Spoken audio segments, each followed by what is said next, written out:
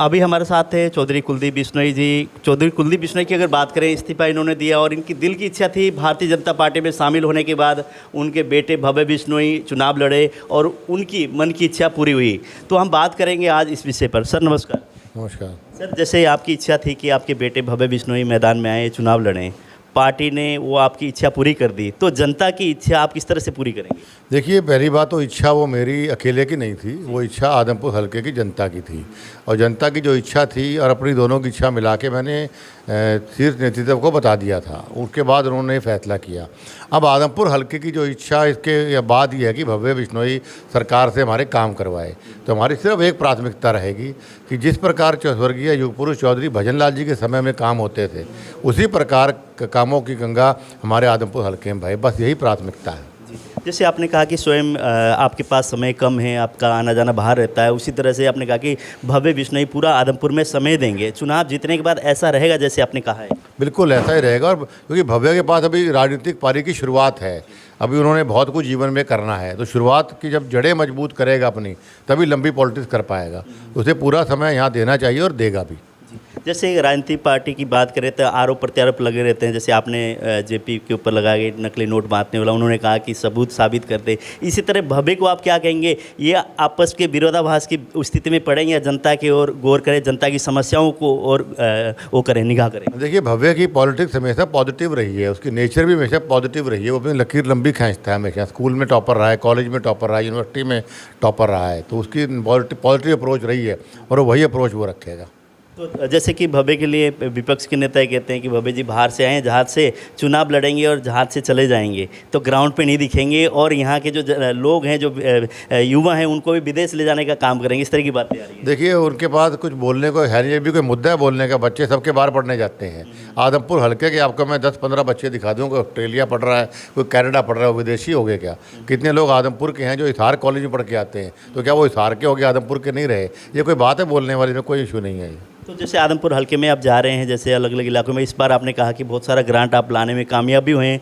2 साल का समय बचा हुआ है। अगर जनता आशीर्वाद भव्य को देती है तो 2 साल में आदमपुर का नक्शा क्या होगा? देखिए, अभी 530 करोड़ रुपये के काम हमारे पाइपलाइन में है। पहले तो प्राथमिकता है कि उनको इम्प्लीमेंट करवाएं। उसके बाद नई एप्लीकेशनें बहुत आ रही हैं और उसके अलावा भव्य के बड़े अच्छे आइडियाज़ हैं जो भी शेयर करेगा सब लोगों से, तो उनको इम्प्लीमेंट हम करवाएं अगले 2 साल के अंदर अंदर। जैसे एक तरह से जेपी जी की बात करें, वो एक तरह एक्सपीरियंस होल्डर भी है, पुराने नेता भी हैं। वहीं पे सत्येंद्र सिंह, वो भी एक बार चुनाव पहले लड़े हैं। हालांकि भव्य जी सांसद का चुनाव उन्होंने लड़ा है। तो क्या लगता है मुकाबला किसके साथ रहेगा? किस तरह की फाइट रहने वाली इस बार चुनाव में? देखिए, जेपी का आपने बोला, जेपी पुराना नेता 13 साल के बाद आदमपुर में आया है। 2009 में उसने चुनाव लड़ा था यहाँ से। 13 साल उसको आदमपुर की याद नहीं आई और उसको हमेशा सिर्फ वोटों, कैसे आदमी वोट देगा उसको? क्या वोट देने के बाद 13 साल फिर इंतजार करेगा कि 13 साल बाद जेपी जी दिखेंगे हमारे को? दूसरा, मैं आदमपुर के लोग, मैं धन्यवाद करना चाहता हूँ हुड्डा साहब का कि उन्होंने जेपी को टिकट दे दी। कम से कम मेरे आदमपुर के लोगों की जो देनदारी थी वो तो उतर जाएगी लोगों की।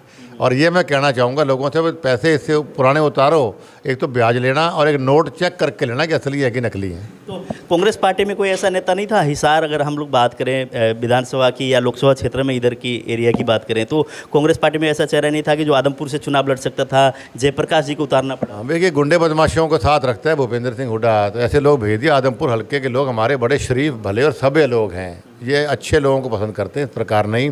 और बीजेपी ने हमेशा सिद्धांतों की और ईमानदारी की राजनीति की, तभी भव्य को उतारा। और इन लोग, एग्जाम्पल देना चाहता हूँ कि इन दोनों ने दफ्तर बाईपास पे बनाए हैं अपने। तो मेरी जनता से अपील है कि इनको बाईपास ही रहने देना। जैसे कि अलायंस की सरकार है, जेजेपी और बीजेपी की सरकार है, वहीं पे बीजेपी आपके साथ है, आपकी पार्टी, वहीं जेजेपी की अभी असमंजस की स्थिति है, पूरी तौर से आपके समर्थन में उतरी नहीं है। बातें तो आ रही है, लेकिन अगर देखा जाए तो पूरे जो उनके कार्यकर्ता आपके साथ अभी तक नहीं लगे। क्या लगता है, लगेंगे या नहीं? नहीं, ऐसा नहीं है, पूरे लगे हुए हैं। कल उनके निशान सिंह जी हमारे साथ थे, उनकी जो जिला अध्यक्ष हमारे साथ थे, सारी कार्यकारिणी कल भव्य के नॉमिनेशन पर आई हुई थी, पूर्ण रूप से हमारे साथ है। नॉमिनेशन में तो ठीक है, बड़े नेता थे, लेकिन ग्राउंड लेवल की अगर बात करें, जो वोटर हैं, पंच है, सरपंच है, इस तरह के लोगों में ज़्यादा, वोटों में अगर बात करें, उनकी पकड़ ज़्यादा होती है, वो लोग साथ नहीं। देखिए, सारे देखो, नॉमिनेशन हमने उस तरीके का नहीं किया था कि भाई रोड शो करना है या रैली करनी है। सीनियर लीडर्स को बुलाया गया था सिर्फ। जो हमारे प्रभारी यहाँ हमने लगाए हैं 15 जोन में आदमपुर को बांटा हुआ है, उन प्रभारियों ने पूर्ण रूप से रात को रिपोर्ट दी कि भाई जेजेपी के सभी लोग हमारे पास संपर्क में आ गए, हमने उनको कर लिया, कुछ जगह उन्होंने इनको कर लिया। तो मिलजुल के चुनाव लड़ रहे हैं। हमारा व्यक्तिगत वोट, बीजेपी का वोट, जेजेपी का वोट मिलके 1 लाख वोट को पार करेंगे, ये मेरा दावा है। तो अभी ना डीएपी खाद को लेकर थोड़ी सी समस्या, लोग लाइन पे लगे हैं, आपकी सरकार है, आप स्वयं यहाँ से, वो भी उसके लिए किस तरह से प्रशासन से बात की? डीएपी की खाद पूरे प्रदेश में कमी है उसके बावजूद भी मैंने यहाँ पे कल ट्रक मंगवाए 4। आज बालसमंद में 4 ट्रक पहुँच रहे हैं। कहीं भी डांडी मारनी पड़ी हो, आदमपुर में मैंने डीएपी खाद ला के दी है जी। करवा चौथ का आज पर्व है और महिलाओं का पर्व है, तो उनको किस तरह का संदेश देंगे, क्या कहेंगे? करवा चौथ की मेरी ओर से हमारी बहनों को बहुत बहुत शुभकामनाएं, और ईश्वर से प्रार्थना करता हूं कि आपको तरक्की दे और आपका और आपके हस्बैंड का प्यार बना रहे 7 जन्मों तक। बहुत बहुत धन्यवाद।